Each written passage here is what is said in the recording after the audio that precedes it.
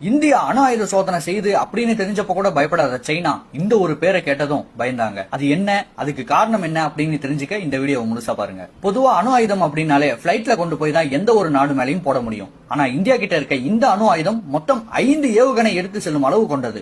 அதுவும் 30,000 கிலோமீட்டர் வேகத்துல பறக்கக்கூடியது. ஒரு உண்மையை சொல்லணும்னா சைனா மட்டும் இல்லைங்க, எல்லா நாடும் நம்ம கிட்ட இருக்க இந்த அணு ஆயுதத்தை பார்த்து பயப்படதான் செய்யறாங்க.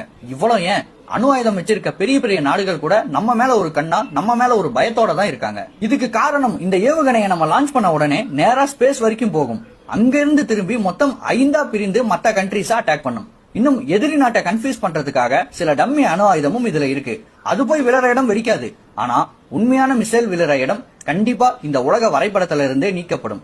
அவ்வளவு பவர்ஃபுல் வெப்பன் தான் நம்ம கிட்ட இருக்க அக்னி 5. இன்னொரு முக்கியமான ஒரு உண்மையை சொல்லவா, இத கண்டுபிடிச்சது வேற யாரும் இல்ல, நம்ம ஏபிஜே அப்துல் கலாம்.